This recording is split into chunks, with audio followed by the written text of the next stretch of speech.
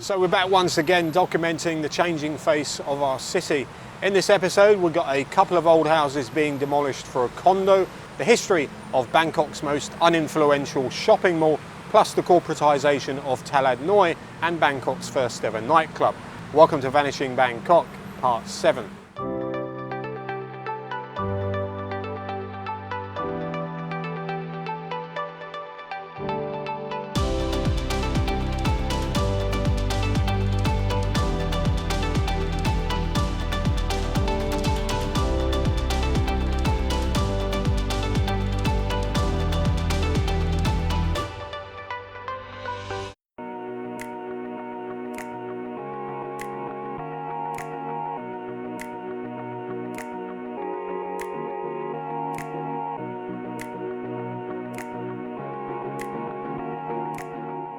I've come to Talad Noi to see how things have changed over the last year, and one of the biggest positives is that they've raised up all the pavements and installed a new drainage system, because flooding in rainy season used to be a big problem here. Now Talad Noi is famous for its street art, right? It's a big draw.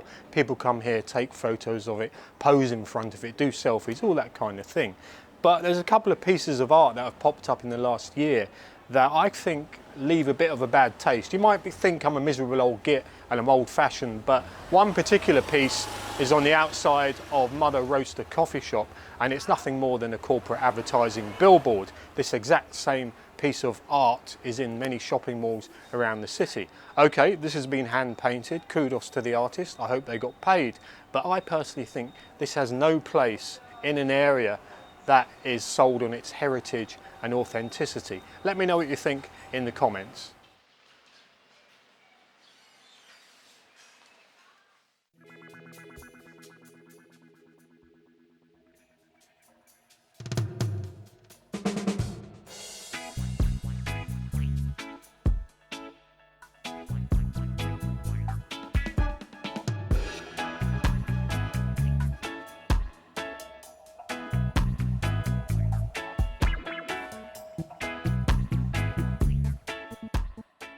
Well, if you've ever been to Talad Noi in the evenings, you might remember going past this place, or going in this place. This was Barn Rim Nam on the Riverside. And I was here a couple of months ago to see my mate Billy. He was DJing and he plays dub reggae, and it was a really nice atmosphere, the kind of place where you can sip a cocktail or a beer and watch the river, the world, and all the boats go by. And it was well known for having retro furniture. They played vinyl records, they had live music. Anyway, it's closed for renovation at the moment, and judging by the pictures, it looks like the whole place has collapsed into the river. So you can follow this renovation on their Facebook page, and hopefully they might be back up and running very soon.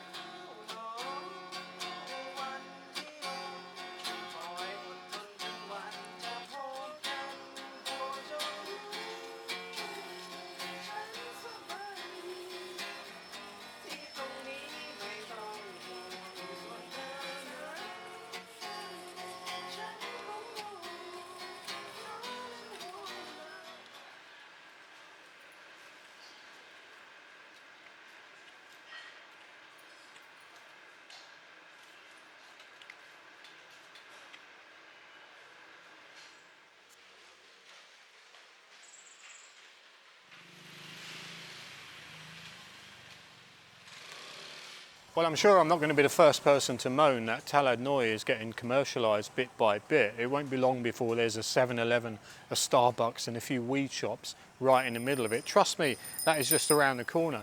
And I'm not saying it's going to be dismantled bit by bit either, to be replaced by glass and concrete structures. That would be an absolute nightmare. But there is a construction project going on just behind me here with a lot of glass and concrete, so I suppose they've got to start somewhere.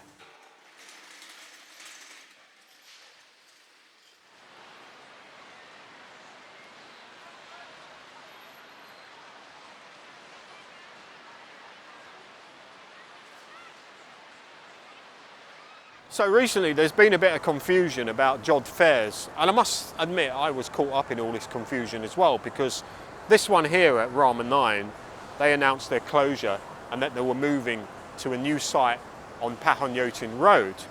But after opening on Pahonyotin Road, this one stayed open because they got an extension to the lease on the land. But then there was a fire here and it closed, but it only closed temporarily and then reopened. So the Jod Fairs on Pahonyotin Road then closed because it wasn't doing very well and reopened as the train market. But more confusion now because there is a train market just up the road, right? That has actually closed and reopened as the One Ratchada night market. But there's a signpost in the MRT station next to that that says this way to Jod Fairs, and it's got train market in brackets. So where are people going to end up if they follow that sign? Well, they'll end up at the One Ratchada. Anyway, the lease is going to run out on the land here end of January, and this market is going to move to another new site just up the road next to the Big C on Ratchada Pisek Road, and that is almost ready to open actually. I took a photo of it last week. So I hope that clears up the confusion. In fact, this is nothing about nighttime food markets whatsoever. This is about the train market on Pahonyotin Road, the one with the fairy tale castle in front of it, because that has a bit of history behind it. That used to be a theme park called Magic Land that was open between 1976 and 2000.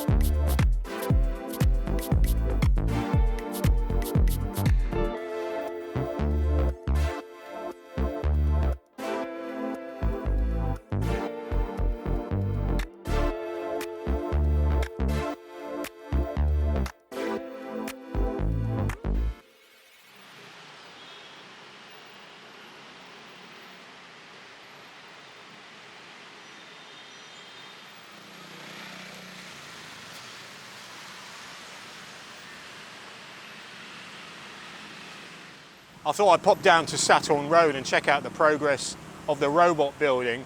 This is a building I featured in an early episode of Vanishing Bangkok, and at that time they'd stripped it down to the bare concrete, and the United Overseas Bank issued a statement at the time saying that they were going to refurbish it to be more environmentally friendly and it may not reflect its original character, which was a bit disappointing. But seeing it today, I can see a robot creeping through here. All they got to do is put a pair of eyes at the top like it used to have, and then make it flash at night like a futuristic robot. And I might just become a customer of the United Overseas Bank. Oh, hang on, I already am.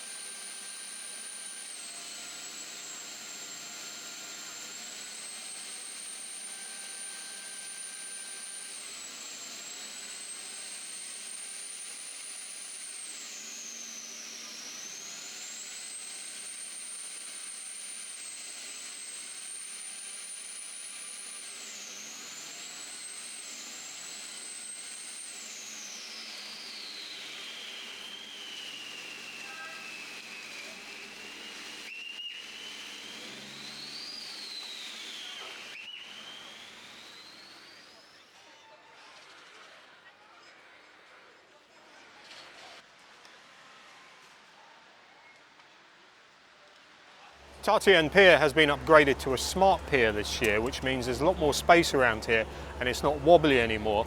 And this is also where you get the ferry across the river to Wat Sawettachat, meaning that the rickety old wooden ferry pier has now been demolished. Right, cast your mind back to 2003 when Bangkok was hosting the Asia Pacific Economic Conference. They erected a huge banner along the river to hide the Ta Tien community. So when the APEC delegates were going down the river on one of their posh dinner cruises or watching the boat displays, they wouldn't see the rickety old houses on the river. But anyway, 21 years later, here we are, and the whole area is getting a facelift.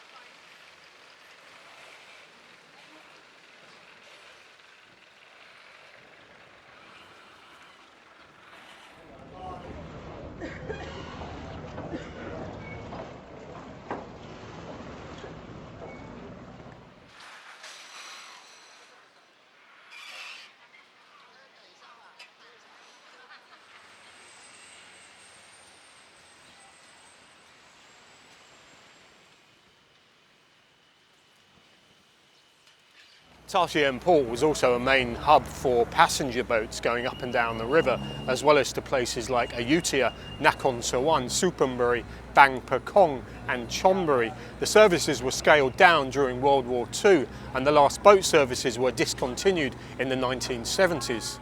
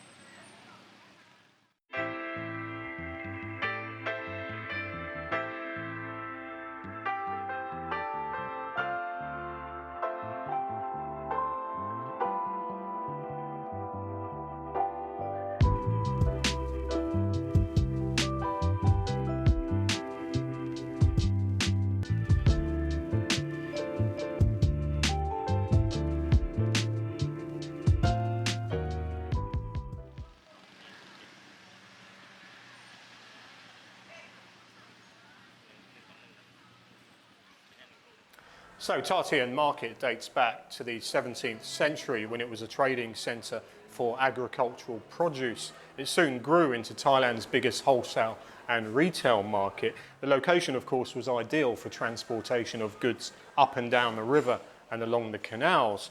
In the 1950s, the flower, vegetable and fruit markets were relocated downriver to Paklong Market, and these days the market sells mostly dried produce and souvenirs for tourists. It is of course temporarily closed for this major renovation, but I did manage to get in 4 months ago. I saw a gate open and I took a load of photos of the old market and the gutted shop houses.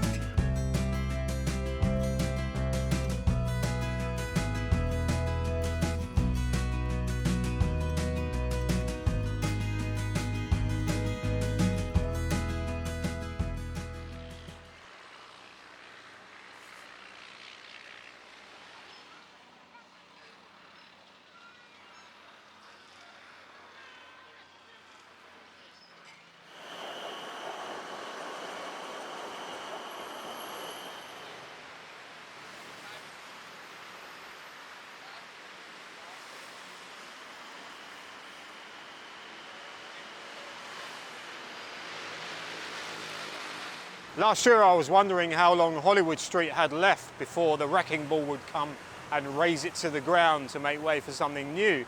And then a couple of weeks ago I was going by and I noticed that the Rock Pub had closed its doors, but that's not permanent. It's actually just moved a couple of miles away to Pat.mck Road, and I'll leave a link to that new location in the description.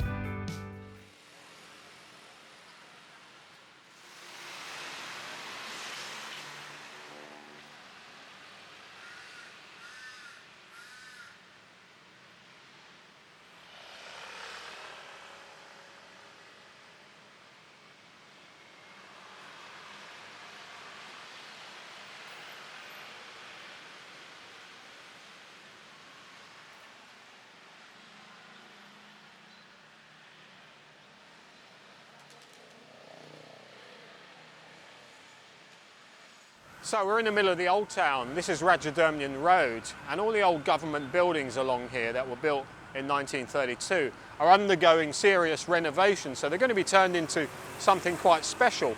Anyway, I'm at the location of Bangkok's first ever official nightclub. It was called Lolita's and opened in 1961. And I know what you're thinking, surely there were nightclubs already around Bangkok at that time, but the owner of this nightclub was the sales manager for the Thai Raf newspaper, so he would have made sure for certain that he got that badge of honour.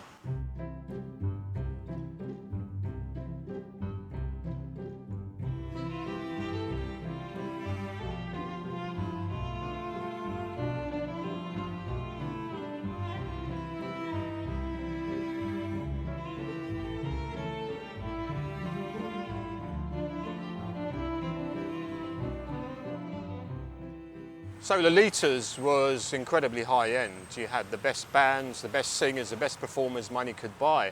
And if you was a single guy going to the nightclub, you could hire a dance partner for the night. And you were taken to a room where you looked through a mirror and there were lots of girls available and there were 50 baht an hour and you could hire them to dance with you that night. And as the article says, it was so that single guys could come and have someone to talk to and not feel awkward. They also had a very famous restaurant. They did fine dining, and it was the kind of place where hysos and the influential would come and hang out and be seen, because the connection to the Thai Raf newspaper meant that their photos could end up on the society and the social pages.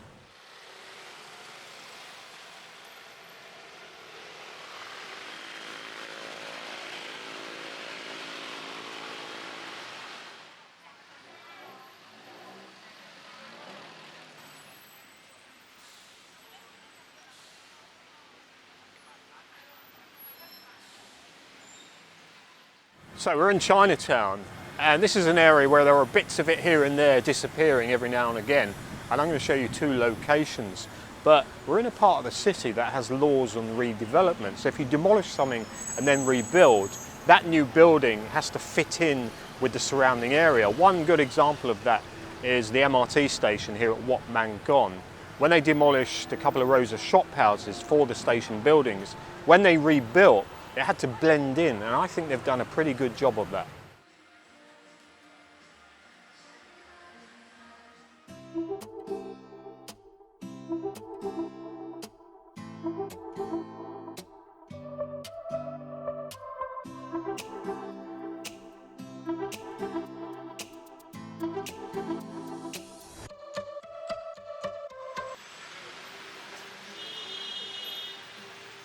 When they got rid of all the shop houses for the MRT station, they also demolished Charon Krung Soi 18, and they put the sign back up though, next to the road, which I think is a nice touch, a nice nod to history. So I'm now walking on what used to be Soi 18. It's all pavement. I suppose you could call it a road to nowhere, just like the Talking Heads song.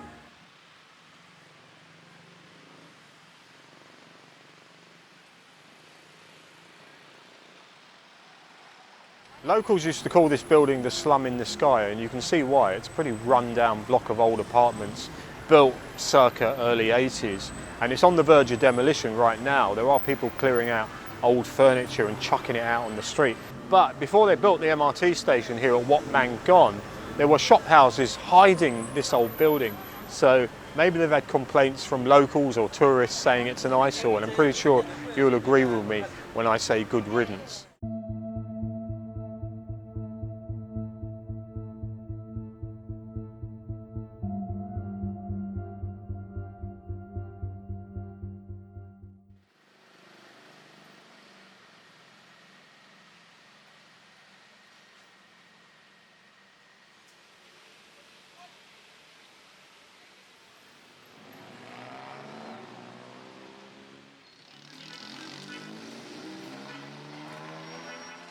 Chaloem Buri intersection is the first crossroads you come to when you come round into Chinatown along Yawalat Road, and it's where Yawalat Road meets Song Sawat Road, and they're knocking down the whole block here, and this area is about to undergo a huge facelift.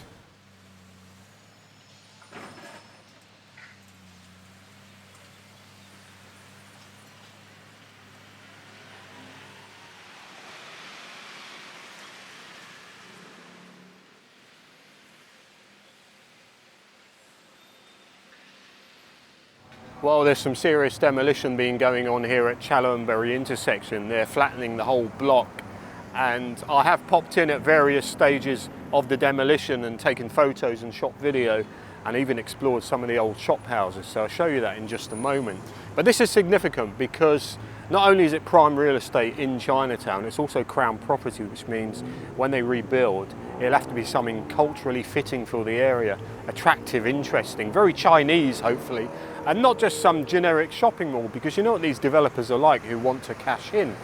And this is the first block you actually see when you come round the corner from the Chinatown gate into the main drag of Yawalat Road, so we're all waiting with bated breath. In the past, this was several rows of shops and Chinese restaurants, as well as the old Chaloem Buri cinema, which was very popular, one of many old cinemas in Chinatown. And when that closed, they left the auditorium in the middle of the block, and that was demolished in the mid-90s, and then it became a parking lot for many years, and it's slowly become more and more dilapidated as time has gone on. Anyway, a couple of cats have come out to see me, so I'll give them a feed.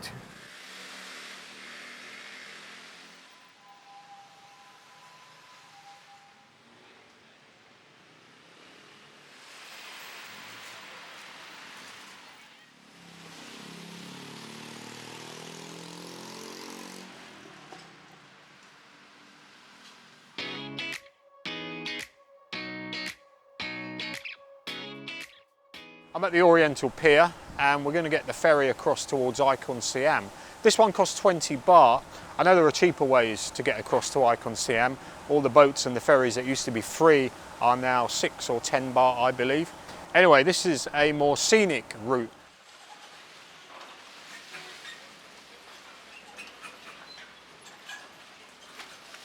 I get asked a lot to do walkthroughs of shopping malls around Bangkok, and the most requested is Iconsiam. And it's not really my cup of tea, because I won't be adding anything new or fresh to the 50-odd other videos that are already on YouTube.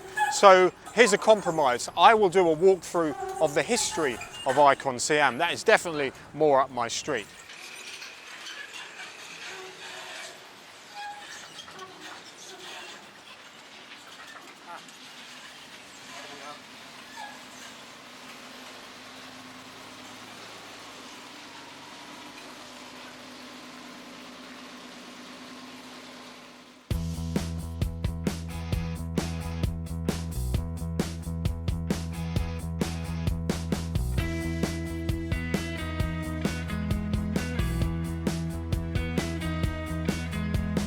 Iconsiam was once the location of the Si Krung Sip Gao rice mill. That's the 19th rice mill, and that number indicates that the Si Krung group had more than 19 rice mills at the time, which isn't surprising, as Thailand had become a major rice exporter well over a century ago, and the Chao Phraya River was home to over 50 rice mills.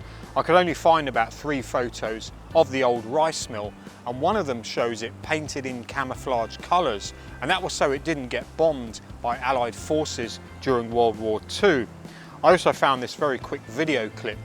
Anyway, the land was purchased by CP and Siam Piwat Group around 2012 at a cost of 54 billion baht to be developed into what it is today.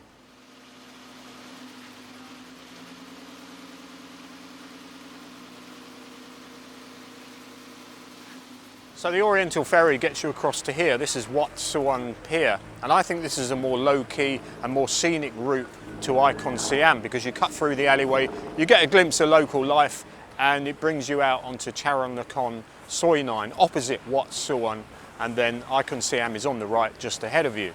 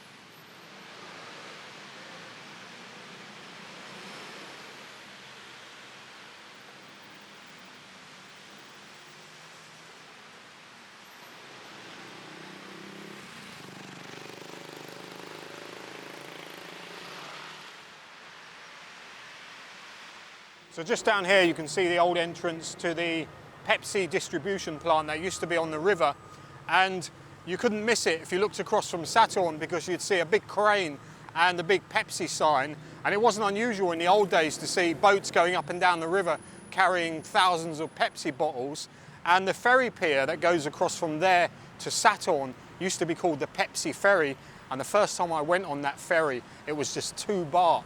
Happy days, eh? Anyway, I'm going to call it a day for today. Tomorrow we're going to be back here again on Chaloem Buri Road, and we'll be heading down to Soi 29/2.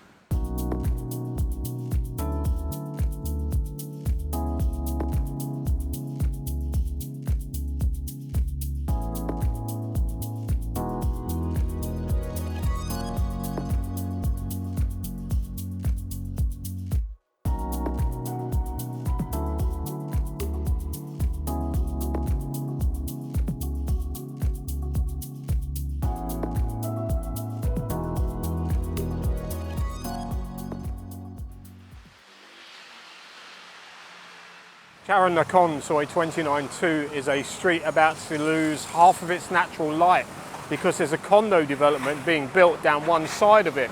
And I also got a tip off about 2 old houses that they're demolishing to make way for this development. And I have been down this street in the past, and I thought it'd be nice to take a walk along Soi 29/2 all the way to the river.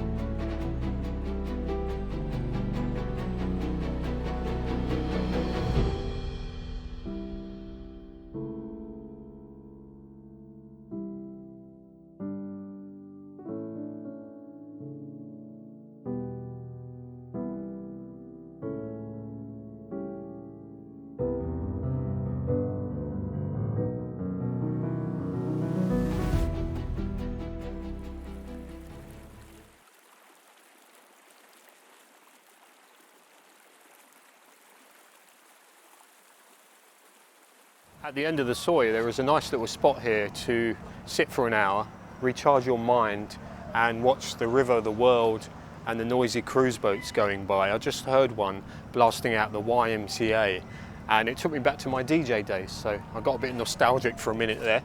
Anyway, there's a restaurant here that has been closed down probably for about 2 or 3 years by the look of it. And I reckon it shut down because the decking collapsed into the water on that side. Anyway, I'm going to hang around here for another 30 minutes with my fruit drink and then I'm going to walk down the river. There's no river path, so I'm going to have to go round. And Wat Sawettachat is just down the road.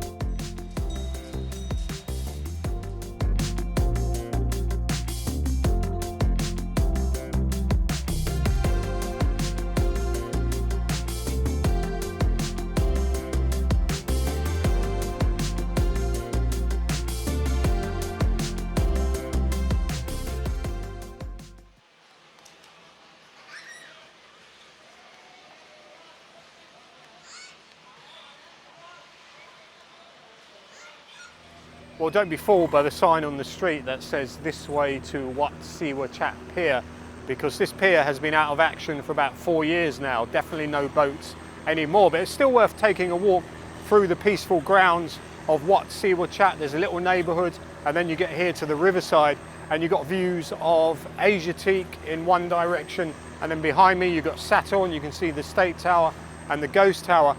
And I thought this was a nice little end to my excursion across the river today. It's about 6:30, the clouds are rolling in ominously and I think it's probably going to rain.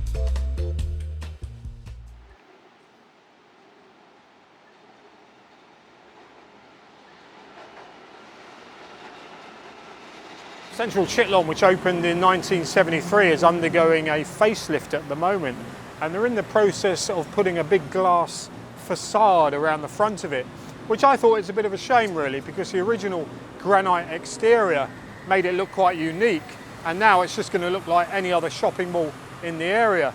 But then again, what the hell do I know?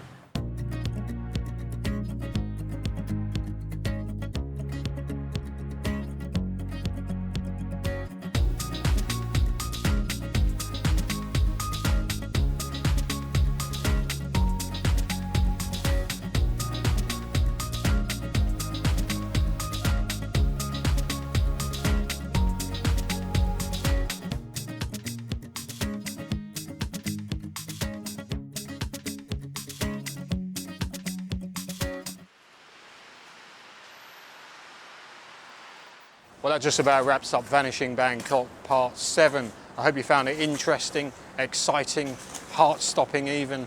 Please do subscribe if you haven't already done so. If you want to support the channel, you can do so via the Buy Me a Coffee link here. And don't forget, you can book a walk-in tour as well. My details are in the description. That just leaves me to say thanks for watching, and I'll see you soon.